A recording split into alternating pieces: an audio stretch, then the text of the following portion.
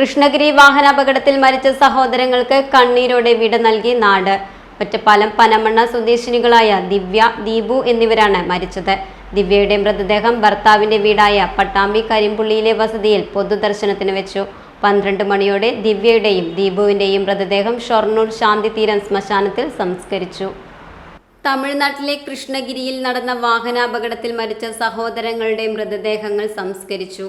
Postmortem നടപടികൾ പൂർത്തിയാക്കി ചൊവ്വാഴ്ച പുലർച്ചെയോടെ ഇരുവരുടെയും മൃതദേഹങ്ങൾ പനമണ്ണയിലെ വസതിയിലെത്തിച്ചു. അന്തിമോപചാരമർപ്പിക്കാൻ അമ്പലവട്ടത്തെ മണിയൻതോട്ടിൽ വീട്ടിലേക്ക് നിരവധി പേരെത്തി.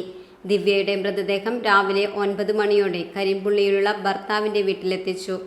തിങ്കളാഴ്ച പുലർച്ചെ കൃഷ്ണഗിരിയിലാണ് അപകടമുണ്ടായത്. വിനീത്, ഭാര്യ ദിവ്യ, 2 കുട്ടികൾ, വിനീതിന്റെ അമ്മ സരോജിനി, ദിവ്യയുടെ മാതാപിതാക്കളും അനിയത്തിയും അനിയനും കൂടി ബാംഗ്ലൂരിൽ നിന്നും വരികയായിരുന്നു. ഇവർ യാത്ര ചെയ്യുന്നതിനിടെ പഞ്ചറായ കാറിന്റെ ചക്രം മാറ്റിയ ശേഷം കേടായ ചക്രം കാറിന്റെ ഡിക്കിയിലേക്ക് തിരികെ വയ്ക്കുന്നതിനിടെ പിറകെ വന്ന ടോറസ് ലോറി ഇരുവരുടെയും ജീവൻ എടുക്കുകയായിരുന്നു.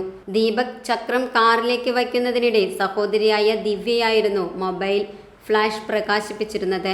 അപകട സ്ഥലത്തു നിന്നും കൃഷ്ണഗിരി മെഡിക്കൽ കോളേജ് ആശുപത്രിയിൽ എത്തിച്ചെങ്കിലും 2 പേരുടെയും ജീവൻ രക്ഷിക്കാനായില്ല. കുട്ടികൾ ഒഴികെ കാറിനുള്ളിലുണ്ടായിരുന്ന മറ്റുള്ളവർക്കും അപകടത്തിൽ പരിക്കുണ്ട്.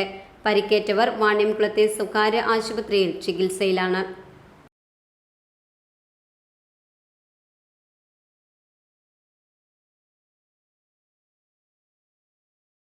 Dot view news. കാഴ്ചകളാണ് ലോകം. കണ്ടു തുടങ്ങുക.